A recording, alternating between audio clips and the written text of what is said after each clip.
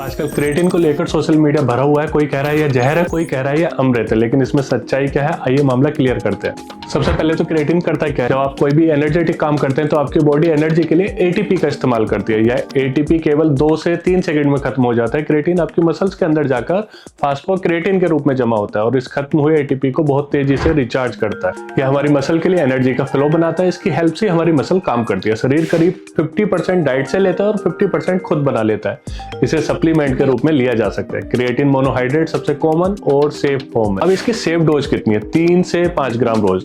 थोड़े समय के लिए इंटेंस मसल ट्रेनिंग के दौरान 20 ग्राम प्रतिदिन तक इसे लिया जा सकता है। और अब सोशल मीडिया का सबसे ज्वलंत सवाल, क्रिएटिन से किडनी खराब होती है क्या? नहीं, यह कोई स्टेरॉइड नहीं है, ना ही कोई हार्मोन।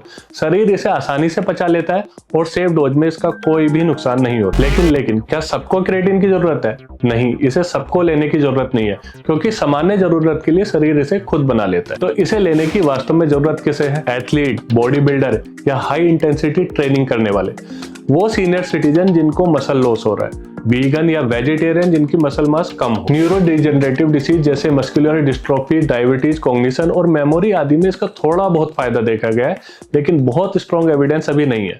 तो यह डॉक्टर ही डिसाइड कर सकते हैं कि इस तरह की समस्या में इसे लेने का कुछ फायदा है या नहीं। इसको लेने के कुछ टेम्परेरी साइड इफेक्ट होते हैं, जैसे शरीर में वाटर रिटेंशन, पेट गड़बड़ होना, मांसपेशियों में एटन क्रिएटिनिन लेवल का बढ़ जाता। मैन वीमेन इसे दोनों ले सकते हैं, इसका कोई जेंडर नहीं है। लेकिन यदि आप ऊपर बताई हुई किसी भी कैटेगरी में नहीं आते तो आपको इसे लेने के लिए परेशान होने की जरूरत नहीं है।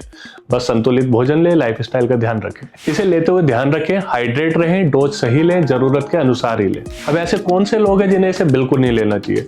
किडनी के मरीज, लीवर के मरीज, गर्भवती महिलाएं, बच्चों को दूध पिलाने वाली महिलाएं, इन्हें इसे बिल्कुल भी नहीं लेना चाहिए। अब सवाल आता है, क्रिएटिन की बेस्ट क्वालिटी और सही डोज कैसे चुने?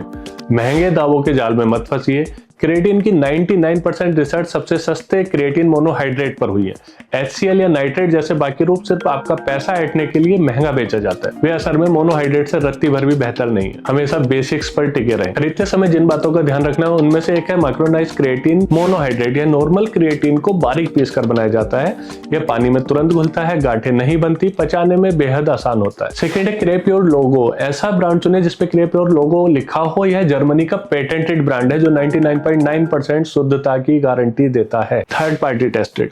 डिब्बे पर लैब डोर, NSF या इन्फॉर्म चॉइस का सील होना जरूरी है। इससे पक्का होता है कि प्रोडक्ट स्वतंत्र लैब से टेस्टेड है और इसमें हैवी मेटल या स्टेरॉइड जैसी कोई मिलावट नहीं है। तो इन नट सेल ना कोई अमृत है जिसे लेने के लिए हर कोई भागे, ना कोई जहर है कि ले लिया तो बस किडनी गई।